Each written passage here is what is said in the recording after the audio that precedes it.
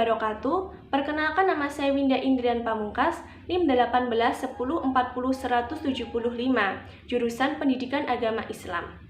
Di sini saya ingin menyampaikan materi berkenaan faktor-faktor runtuhnya Kerajaan Turki Utsmani, guna memenuhi tugas mata kuliah Sejarah Klasik dan Pertengahan, dosen pengampu Ibu Nur Saidah. Di sini saya ingin menyampaikan faktor-faktor runtuhnya Kerajaan Turki Utsmani. Sebenarnya ada banyak sekali faktor yang menyebabkan Kerajaan Turki Utsmani itu runtuh. Tetapi di sini saya ingin merangkumnya menjadi 3 faktor utama yang menyebabkan Kerajaan Turki Utsmani menjadi runtuh. Faktor yang pertama yaitu terlalu luasnya wilayah Kerajaan Turki Utsmani. Setelah Sultan Muhammad Al-Fatih dapat menaklukkan Konstantinopel, ia dan sultan-sultan selanjutnya selalu melakukan ekspansi atau perluasan wilayah ke daerah barat, yaitu Eropa, dan juga ke daerah timur, seperti Aleppo, Syam, Syria, dan lain sebagainya. Hal ini menyebabkan terjadinya kekacauan atau ketidakseimbangan administrasi di dalam negara. Kebutuhan rakyat tidak terlalu diperhatikan. Pemerintah justru fokus memperluas wilayahnya, tidak memperhatikan negara atau rakyat yang sudah dikuasainya. Yang kedua, terjadi heterogenitas. Heterogenitas yang dimaksud adalah semakin beragam atau banyaknya suku karena luasnya wilayah Turki Utsmani. Karena semakin luas wilayah suatu negara, yaitu semakin banyak pula atau semakin beragam pula perbedaan-perbedaan yang ada. Hal ini juga menjadi faktor yang menyebabkan beberapa negara kecil ingin melepaskan diri dari wilayah Turki Utsmani, seperti Yunani, Rusia, dan juga Rumania. Lalu faktor yang kedua adalah terjadinya pemberontakan dari dalam kerajaan. Pemberontakan ini disebabkan oleh tentara elit Turki Utsmani atau biasa disebut sebagai Yenisari melakukan pemberontakan terhadap pemerintah.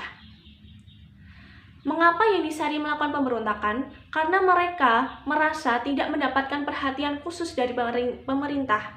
Pemerintah justru selalu mengerahkan mereka untuk melakukan pemberontakan, menaklukkan kerajaan atau negara-negara kecil di sekitar Turki, melakukan ekspansi perluasan wilayah, sehingga mereka merasa mereka hanya diperas tenaganya tanpa mendapatkan penghargaan atau perhatian khusus dari pemerintah. Faktor yang ketiga yaitu lemahnya penguasa. Setelah Sultan Sulaiman wafat, lebih tepatnya pada 1566 Masehi, diduga 27 sultan selanjutnya atau setelahnya tidak mampu diandalkan atau tidak bisa memerintah dan memimpin kerajaan Turki Utsmani dengan baik. Contohnya yaitu Sultan Salim II.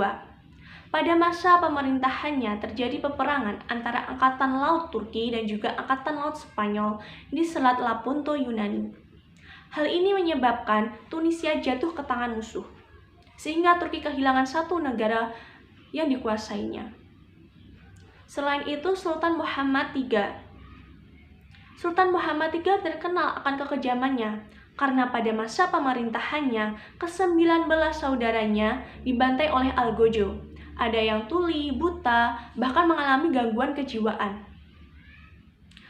Hal ini dikarenakan Sultan Muhammad III menginginkan kesetiaan yang absolut. Dia tidak ingin pemerintahannya atau kekuasaannya digulingkan oleh saudara-saudaranya. Selain dari perilaku atau moral yang buruk dari para penguasa setelah Sultan Sulaiman juga mempunyai karakter yang tidak baik. Mereka terlalu fokus pada bergelimangnya harta kekuasaan, mereka terlalu terlena oleh kemewahan, oleh kehidupan yang nyaman, sehingga mereka mempunyai mental yang buruk dalam memerintah kerajaan, tidak seperti para pendahulunya. Jadi itu tadi ketiga faktor utama yang mempengaruhi runtuhnya Kerajaan Turki Utsmani. Dari materi yang saya sampaikan ini, kita dapat mengambil ibroh atau hikmah. Yang pertama, kita jangan terlalu tamak atau rakus. Contohnya, Kerajaan Turki Utsmani yang fokus kepada ekspansi atau perluasan wilayah. Justru mereka tidak memperhatikan, tidak fokus terhadap wilayah yang sudah dikuasainya, sehingga administrasi rakyat terbengkalai. Hal ini kita dapat ambil hikmahnya, atau kita ambil ibrohnya, yaitu jangan sampai kita mengabaikan sesuatu yang sudah kita miliki demi sesuatu hal yang lainnya. Syukuri apa yang kita punya sekarang, kita rawat, kita jaga. Insya Allah akan bertambah lebih banyak lagi dan semakin berkah. Lalu yang kedua, kita jangan sampai terlena oleh apa yang kita miliki. Jangan sampai terlena oleh zona nyaman yang ada sekarang ini. Karena apa? Kita tidak tahu apa yang akan terjadi 5-10 tahun yang akan datang. Kita harus bersiap untuk menghadapi perubahan-perubahan yang ada.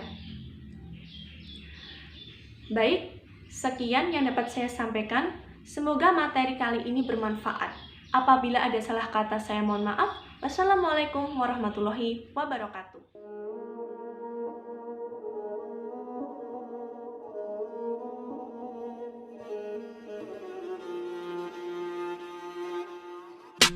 Boom.